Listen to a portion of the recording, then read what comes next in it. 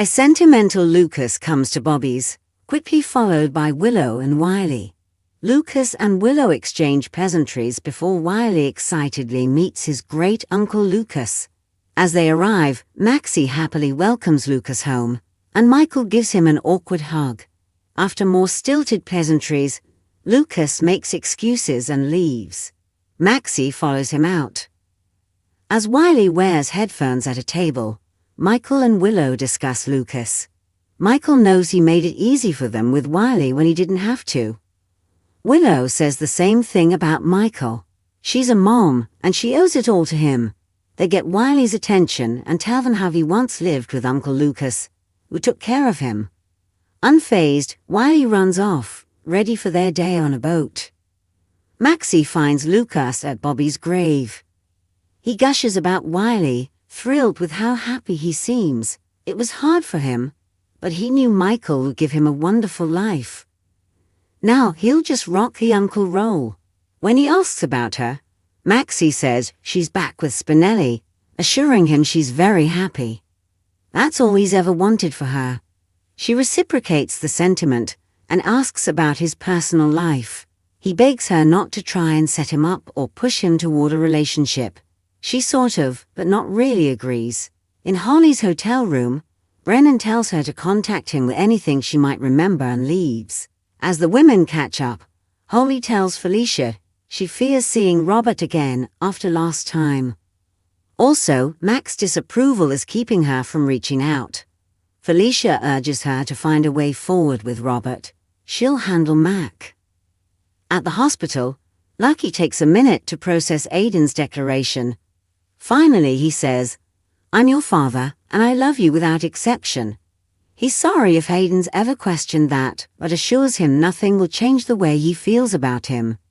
Tears well in both their eyes as they embrace. Later, as Aiden tells his father about his baking business, Lucky is reminded of Luke, who would think that's pretty cool.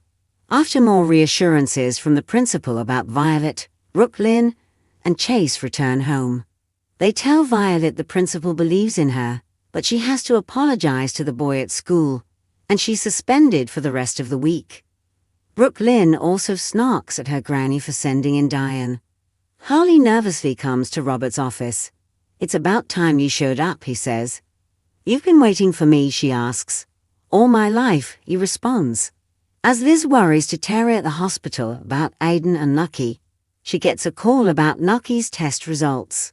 She comes to the meeting room as Aiden marvels over all the places Lucky's been. Aiden gets up to meet a friend, and Lucky promises he won't leave Port Charles without seeing him first. Once the teen is gone, Elizabeth tells Lucky he's not a viable match for Lulu. Next in General Hospital, Lucky explodes at diners in Bobby's, and Dante angrily tells Rocco, "It's not happening. I won't let it." Hello everyone, welcome to my channel. I hope everyone is having a wonderful day. Before starting the video, please go ahead and hit the subscribe button and give this video. Is Lucky a donor match for Lulu? Today on General Hospital, Aiden opens up to Lucky, Elizabeth gets Lucky's test results, Wiley meets his great-uncle Lucas, and Tracy gets overly protective. Please note that if you purchase something by clicking on a link within this story, we may receive a small commission of the sale. General Hospital Preview. Sonny risks his alibi. Plus, is Lucky leaving already? Liz watches as Lucky approaches Aiden outside Lulu's hospital room. She brings them to a meeting room for a private reunion.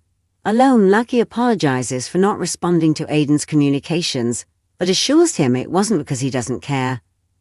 Aiden had so much to tell him, but he didn't want to say it in a video call or email. "Dad," he hesitantly says, "I'm gay."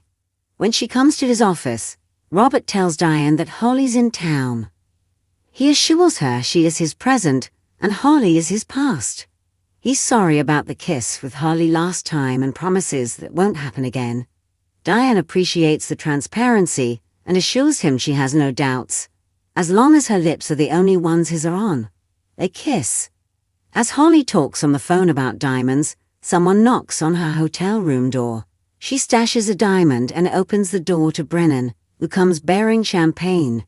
He introduces himself as Port Charles WSB station chief. She dumbly hides the diamond as Brennan pops the cork and asks about Sidwell's operation.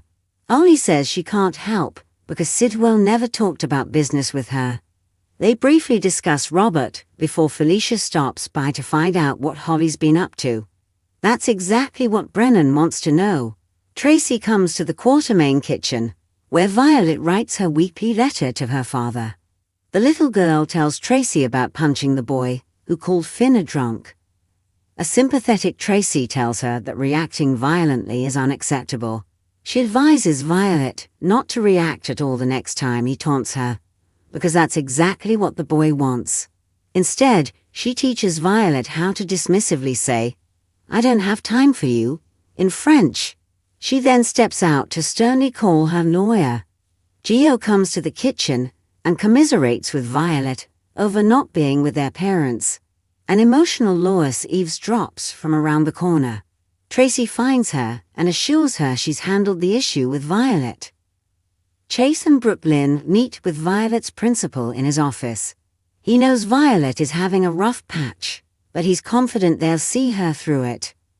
They agree therapy is a good idea and to stay in communication. As the principal sees them out, he opens his door to Diane. She threatens to take legal action should Violet's one indiscretion be held against her. Knowing Tracy sent her, Chase and Brooklyn take Diane aside to tell her they've handled it.